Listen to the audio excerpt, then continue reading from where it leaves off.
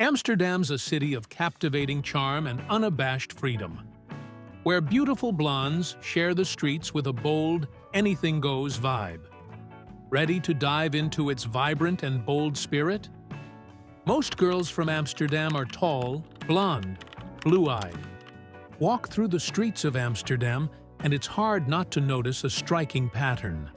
Many of the local women are tall, blonde, and blue-eyed. This isn't just a stereotype. It's rooted in genetic trends that span generations in the Netherlands. Dutch people, on average, are among the tallest in the world, and Amsterdam reflects that reality. The women here often stand confidently, many above 5'9", their height adding to their naturally commanding presence. Combine that with light hair, crystal clear eyes, and symmetrical features, and it's easy to see why they're often described as stunning. But beauty in Amsterdam goes far beyond genetics.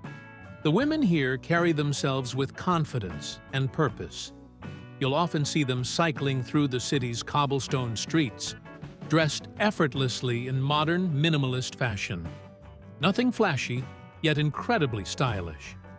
They embrace natural beauty, minimal makeup, healthy skin, and a focus on self-care. Their looks are not just about appearance, but a lifestyle. Balanced diets, daily biking, and an active social life all contribute to that radiant Dutch glow. What also sets Amsterdam women apart is their strong sense of independence. Beauty here isn't just physical, it's how they think and live. They speak multiple languages, are well-traveled, and value equality in relationships. They're not just beautiful to look at, they're engaging, opinionated, and full of personality. In Amsterdam, the outer beauty is only part of the story. The confidence and depth behind the looks are what make these women truly unforgettable. Built on 11 million wooden poles, Amsterdam's iconic skyline of leaning gabled houses and grand palaces hides an astonishing secret beneath its surface. The entire city is built on 11 million wooden poles. These massive timber piles, some stretching up to 20 meters deep, were driven into the soft, swampy soil to create a stable foundation. Without them, Amsterdam's buildings would slowly sink into the marshland, much like the city's famous dancing houses, which tilt precariously due to shifting foundations. The Royal Palace on Dam Square, one of the most imposing structures in the city, rests on an astonishing 13,659 wooden poles, ensuring it remains standing tall centuries after its construction in the 17th century. The Dutch have been using this ingenious engineering technique since the Middle Ages, when Amsterdam was just a small fishing village.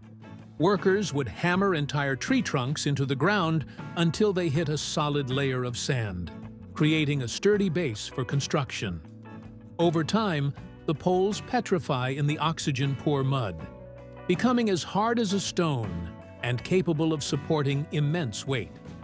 However, modern buildings now use concrete or steel piles, as wood requires constant water exposure to prevent rot, something the canal-filled city has in abundance. Despite its stability, Amsterdam's wooden foundation isn't immune to challenges. As groundwater levels fluctuate due to climate change and urban development, some poles are exposed to air, risking decay. The city continuously monitors and reinforces its subterranean forest, even injecting mud around vulnerable poles to keep them submerged. This hidden network of timber is a testament to Dutch ingenuity, proving that even a city built on water can stand the test of time. Next time you stroll past a centuries-old canal house, remember, beneath your feet lies an ancient forest, holding up an entire metropolis. More canals than Venice. Amsterdam's enchanting web of 165 canals, stretching over 100 kilometers, 62 miles, not only outnumbers Venice's famed waterways, but also tells a story of brilliant urban planning. While Venice's canals were shaped by nature, Amsterdam's were meticulously designed in the 17th century during the Dutch Golden Age to manage trade, transportation, and expansion. The city's iconic canal ring, Grachtengordel, with its concentric arcs of waterways, was an engineering marvel of its time and is now a UNESCO World Heritage Site, celebrated for its beauty and historical significance. Unlike Venice's maze-like canals, Amsterdam's waterways follow a carefully plotted, semicircular layout, divided into main canals, Herengracht, Keizersgracht, Prinsengracht, and smaller connecting channels. These canals weren't just for aesthetics. They served as liquid highways for merchants transporting spices, silks, and tulips during the Dutch trading empire's peak. Even today, the canals remain a vital part of city life, hosting floating homes, boat tours, and even a yearly light festival where the water transforms into a glittering art exhibition. What truly sets Amsterdam apart is how seamlessly its canals integrate with modern urban living. While Venice's canals are largely tourist-centric, Amsterdam's waterways are everyday thoroughfares, used by commuters on bikes, partygoers on boats, and even postal workers delivering mail by water. The canals also play a crucial role in flood control, acting as reservoirs during heavy rainfall. With over 1,500 bridges arching over them, 3 times more than Venice, Amsterdam's canals prove that practicality and charm can coexist, making them the lifeblood of one of Europe's most dynamic cities, the world's only floating flower market. Amsterdam's Bloemenmarkt is the world's only floating flower market, a vibrant spectacle where colorful stalls sit atop houseboats along the single canal. Dating back to 1862, this unique marketplace was originally designed for flower-laden barges to dock and sell their fragrant cargo directly to customers. Today, while the stalls no longer arrive by boat, they remain permanently moored, creating a picturesque scene of blooms, bulbs, and Dutch souvenirs drifting on the water. The market's history is deeply tied to the tulip mania of the 17th century, when a single tulip bulb could cost as much as a mansion. Now, visitors can take home these iconic flowers for just a few euros. Walking through the Bloemenmarkt is a sensory delight, with stalls overflowing with fresh-cut flowers, exotic plants, and rainbow-hued tulip bulbs ready for export. The market is especially famous for its Dutch bulbs, packaged neatly in souvenir boxes for travelers to plant at home. Alongside the flowers, vendors sell everything from cheese wheels to clogs, making it a one-stop shop for classic Dutch memorabilia. The floating stalls creak gently with the canal's movement, adding to the charm of this historic trading post, which has been a fixture of Amsterdam's commerce for over 150 years. While the Bloemenmarkt is a must-visit for tourists, it still serves as a working flower market for locals who come to buy fresh bouquets and gardening supplies. The mix of floating stalls and canal-side shops creates a lively atmosphere, especially in spring when the tulip season peaks. Though some say the market has become more commercialized over time, its quintessential Dutch character endures. Where else can you haggle for flowers on a houseboat with centuries of horticultural history floating beneath your feet? For a true taste of Amsterdam's floral heritage, the Bloemenmarkt remains a blooming wonder. The first stock exchange was here. Amsterdam holds the distinction of being home to the world's first stock exchange, established in 1602 by the Dutch East India Company, VOC. This revolutionary financial marketplace was born out of necessity. As global trade expanded, the VOC needed a way to fund risky yet lucrative voyages to Asia. The solution? Selling shares to the public, allowing investors to buy stakes in the company's ventures and share in its profits. This groundbreaking concept laid the foundation for modern capitalism, transforming Amsterdam into Europe's financial powerhouse during the Dutch Golden Age. The Amsterdam Stock Exchange wasn't just a place for trading shares, it introduced financial innovations we still use today, including futures, options, and short selling. Traders gathered in the open-air courtyard of the Oude Kerk, or in coffee houses along the Damrak, where speculation and rumor fueled the market's frenetic energy. At its peak, the VOC became the most valuable company in history, with its stock price soaring to dizzying heights before crashes like tulip mania exposed the risks of speculative bubbles. Yet, the exchange's resilience proved that organized securities trading could drive economic growth on an unprecedented scale. While the original exchange building is long gone, Amsterdam's financial legacy endures. The city's Beurs van Berlage, built in 1903 on the site of the old exchange, pays homage to this history. Today, Euronext Amsterdam continues the tradition, serving as one of Europe's key financial hubs. From the VOC's first shares to high-frequency trading, Amsterdam's stock exchange revolutionized how the world thinks about investment, proving that a simple idea, born on the banks of the Amstel, could change global finance forever. Tilted houses, dancing houses. Amsterdam's iconic dancing houses, with their charming yet precarious tilts, are more than just photogenic quirks. They're a testament to the city's battle against its swampy foundations. Built on wooden piles driven into soft, waterlogged soil, many of these 17th-century buildings have slowly shifted over time, causing them to lean forward, backward, or even sideways. The tilt is often most noticeable at the top floors, where facades appear to sway like tipsy revelers, earning them their playful nickname.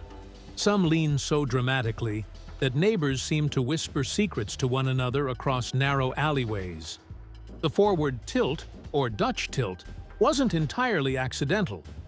Many builders intentionally designed houses to lean slightly outward, to prevent rainwater from dripping onto the foundations, and to make hoisting goods via pulley systems easier.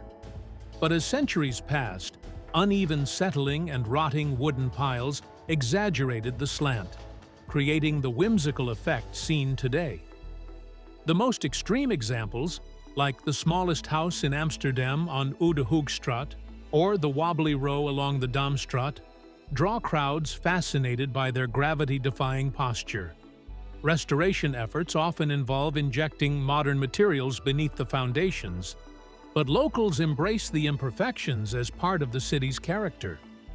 Walking through Amsterdam's historic center feels like stepping into an optical illusion, where no two buildings stand quite the same. The dancing houses aren't just architectural oddities, they're symbols of Dutch adaptability. While modern construction techniques prevent new buildings from being built on tilt, the old ones remain frozen mid-sway. They serve as a reminder that even in a city engineered for precision, nature always has the final say. So next time you spot a crooked gable, imagine it mid-pirouette, a dancer in Amsterdam's centuries-old ballet of bricks and beams. The Dutch eat 750,000 kilos of herring annually. Few culinary traditions are as distinctly Dutch as the love affair with raw herring, a dish so beloved that the Netherlands consumes a staggering 750,000 kilos of it every year. This iconic snack, known as Hollands Nieuwe, is traditionally eaten by holding the fish by its tail and taking a bite, though modern servings often come sliced and topped with raw onions and pickles. The herring is cured in salt for days, resulting in a silky texture and briny flavor that may surprise first-timers but keeps locals coming back for more.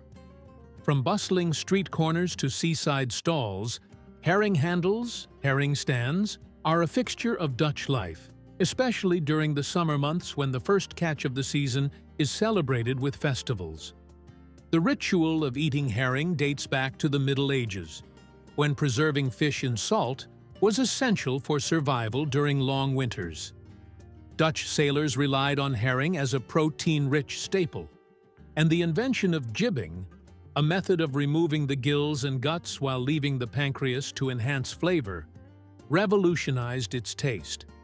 Today, the fish is still served the same way it was centuries ago, a nod to the country's seafaring heritage.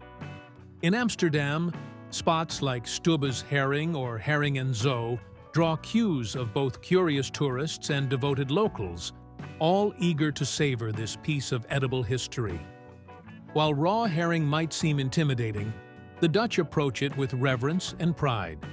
It's not just a snack, it's a cultural institution, often paired with a cold beer or Genever, Dutch gin. Whether enjoyed on a canal-side bench or at a bustling market, each bite connects you to a tradition that's endured for generations. So, if you see a herring stand, don't hesitate. Join the ranks of those who've embraced this briny delicacy. After all, when in Amsterdam, do as the Dutch do. Hold on tight and take a bite. The smallest house in Europe is here. Tucked away on Oude Hoogstraat 22, in the heart of Amsterdam, stands an architectural marvel that defies logic. The smallest house in Europe. Measuring a mere 2.02 meters, 6.6 feet, wide, and 5 meters, 16.4 feet, deep. This dollhouse-like building was once the full-time residence of a 17th-century merchant. Its absurd proportions weren't a design choice, but a clever tax dodge. Amsterdam's historic property taxes were calculated based on a building's street-facing width, prompting resourceful citizens to build narrow but deep homes. Today, this miniature wonder continues to captivate passers-by, its bright red facade and gabled roof standing as a cheeky monument to Dutch ingenuity. Despite its size, the house was fully functional, with a ground-floor shop, a steep staircase, and a cramped living space upstairs. The merchant who lived here likely stored goods in the basement and attic, maximizing every centimeter. While it's now home to a tea shop, fittingly selling petite cups of brew, the structure remains untouched, with its original wooden beams and leaded windows preserved. Neighboring buildings loom over it like giants, but this tiny house holds its own, a testament to how Amsterdam's Golden Age residents made the most of limited urban space. What's even more astonishing is that this isn't Amsterdam's only miniature dwelling. The city boasts several narrowest houses, including the famous Single 7, just 1 meter wide. But Oude Hoogstraat 22 takes the crown for sheer compactness. As you peer through its diminutive windows, imagine the merchant who once called this space home, proving that even the tiniest footprint can leave an outsized mark on history. In a city of canals and tall townhouses, this Lilliputian landmark reminds us that greatness comes in all sizes, even 2 meters wide. The oldest building is over 700 years old. Amsterdam's Oude Kerk, Old Church, has stood the test of time, quite literally. Built in 1306, this Gothic masterpiece is the city's oldest surviving structure, predating the canals, the Dutch Golden Age, and even the concept of the stock exchange. Originally a simple wooden chapel, it was rebuilt in stone as Amsterdam grew from a fishing village into a bustling trade hub. Its towering spire, added in the 16th century, became a navigational landmark for sailors and still dominates the city's skyline today.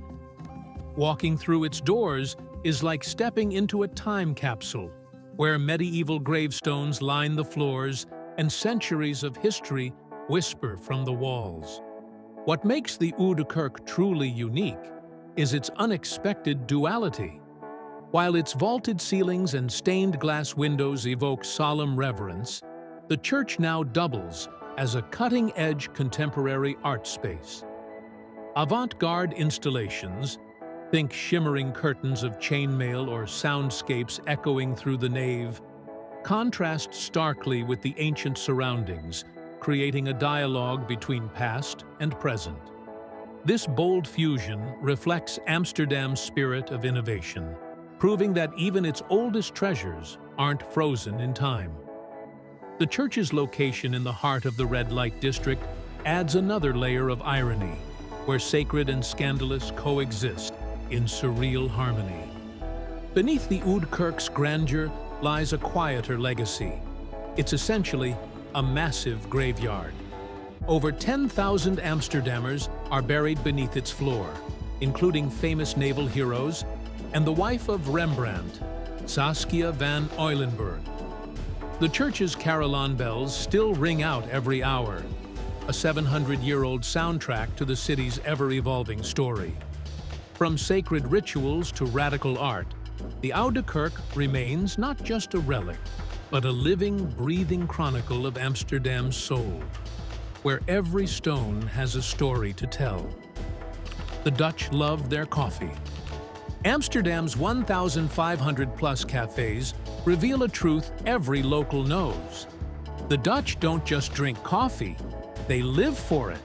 With one of the highest coffee consumption rates in Europe, averaging 2.4 cups per person daily. The city runs on caffeine. However, this isn't a recent trend. Amsterdam's coffee culture dates back to the 1600s, when the Dutch East India Company first smuggled coffee beans from Yemen, sparking a national obsession. The city's cafes range from historic brown cafes with stained wooden walls and antique coffee grinders to minimalist third-wave roasters that source single-origin beans.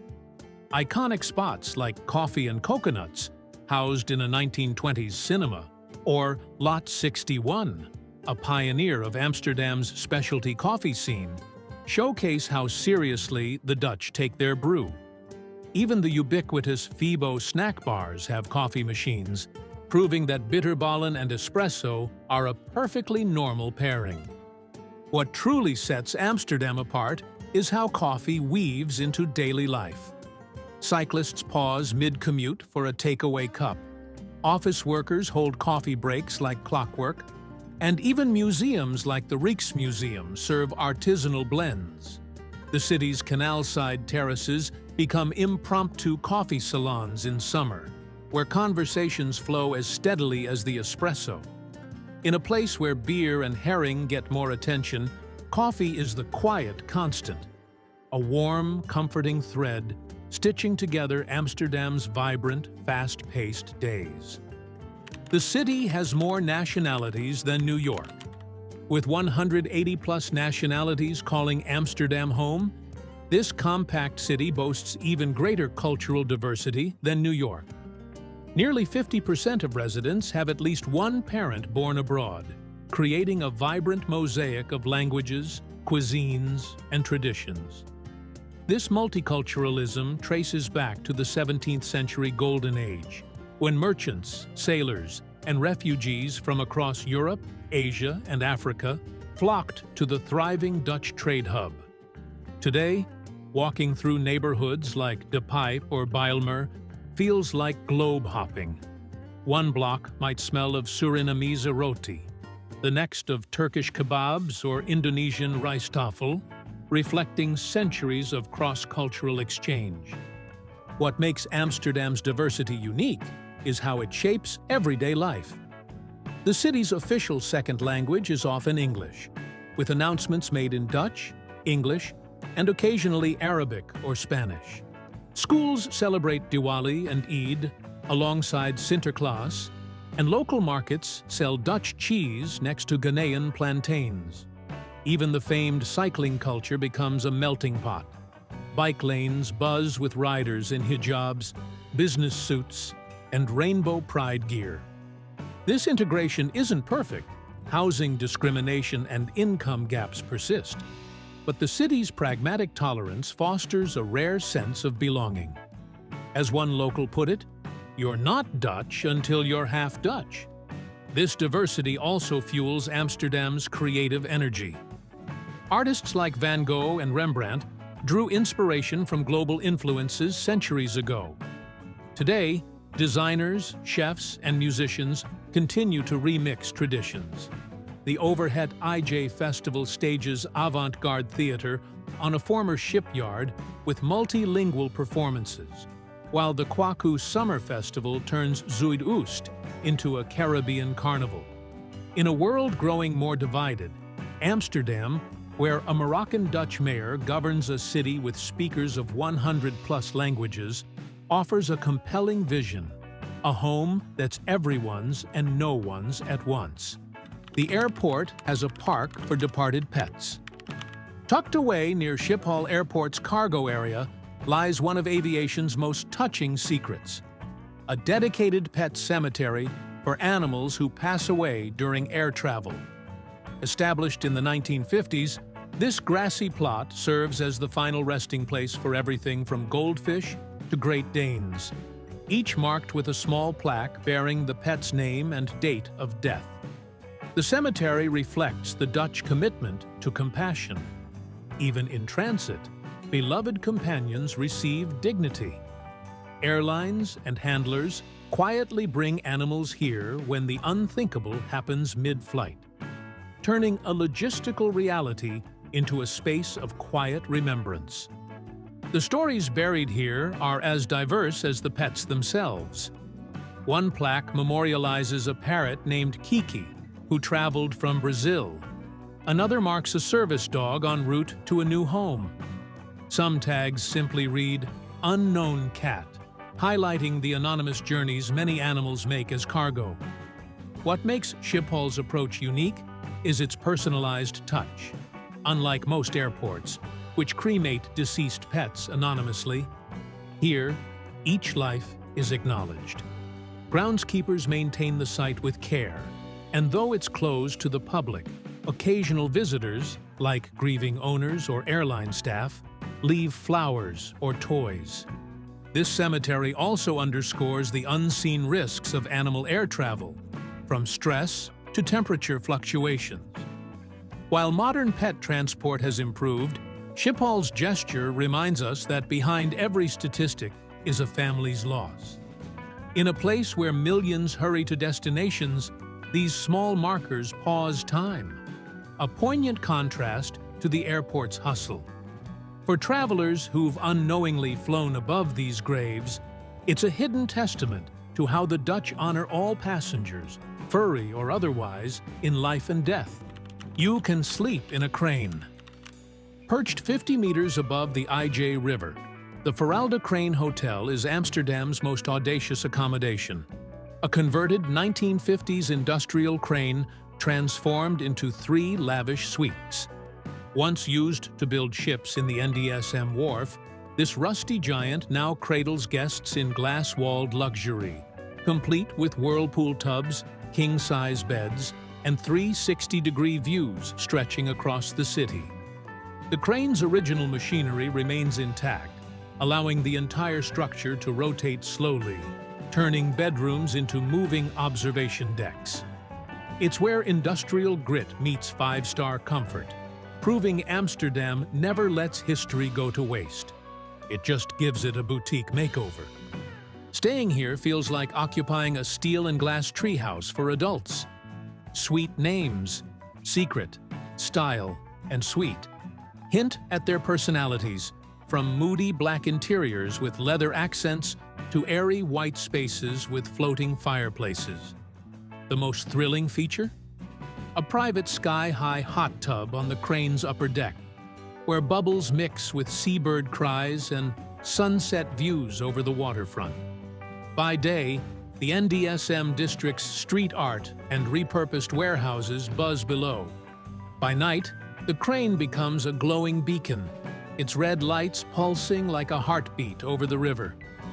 The Veralde isn't just a hotel, it's a symbol of Amsterdam's reinvention. Where others saw scrap metal, the owners saw a romantic retreat and an Instagram sensation. Guests can even abseil down the crane's arm for an adrenaline kick before breakfast. At €750 a night, it's a splurge. But where else can you sleep inside a monument to Dutch engineering, suspended between the city's maritime past and its sky-high future? For those who think hotels should defy gravity, this is the ultimate check-in. Secret Catholic churches, hidden in attics. Amsterdam's Our Lord in the Attic, Ons Lieve Heer op Zolder, is an architectural sleight of hand. A full Catholic church hidden inside a 17th-century canal house. When the Protestant Reformation banned Catholic worship in 1578, devout followers created clandestine spaces to practice their faith. From the street, this house near the red light district looked ordinary, but its attic concealed an elaborate 3-story church with a Baroque altar, pews for 150 worshippers, and even a confessional. For over 200 years, Catholics whispered through secret entrances to attend Mass, their hymns muffled by the bustling household below. The church's design was a masterpiece of religious camouflage. A folding pulpit could be tucked away, while movable walls hid sacred artifacts during inspections. The attic's skylights, disguised as domestic windows, flooded the nave with light, but only if you knew where to look. Today, visitors climb the same steep staircases used by 17th-century worshippers, passing through lavish merchants' rooms that served as decoys. The contrast between the home's modest facade and its soaring, gilded interior still feels like stepping into a spiritual Narnia. Now a museum, Ons Lieve Heer op Zolder, preserves this duality, a testament to Amsterdam's paradoxical history of tolerance and suppression. While the city famously sheltered persecuted groups, Catholics endured centuries of restrictions. Yet their hidden attics, barns, and warehouses became a network of resistance, proving faith could thrive in shadows. In a city that celebrates openness, this clandestine church reminds us that some of Amsterdam's richest stories are tucked just out of sight.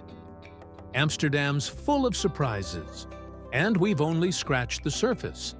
If you enjoyed the ride, hit that like button, subscribe for more Wild City deep dives, and drop your favorite fact below.